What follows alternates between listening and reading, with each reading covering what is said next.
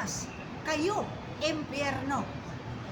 Mga kapatid, kapag ganito ang estilo ng iyong preaching at teaching, ibig sabihin, sinasalungat mo ang plano ng Diyos. Bakit nga ba? Ano nga ba ang plano ng Diyos?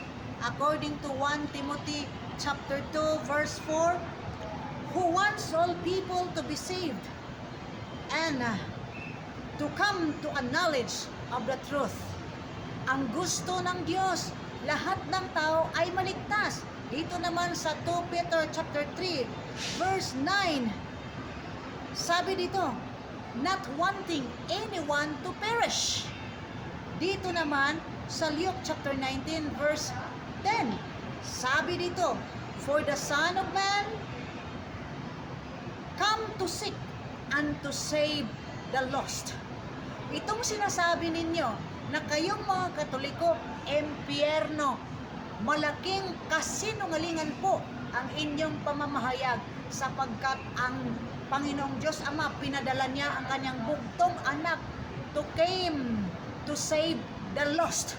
Kung ang tingin ninyo sa mga Katoliko makasalanan, ang mga Katoliko ang sinadya ng Diyos Ama na ipadala ang kanyang bugtong na anak upang iligtas ang mga Katolikong iniisip ninyong lost o nawawala.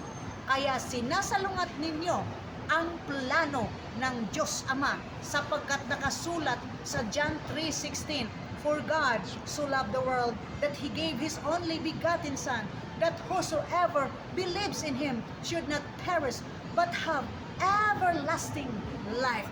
Whosoever, lahat ng tao ay gustong iligtas ng ating Panginoong Diyos.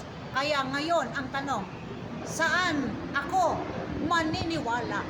Sa plano ng Diyos Ama o sa plano ng taga-ibang sikta na ang habol niya ay pangdagdag membro kala? Magandang araw po sa ating lahat.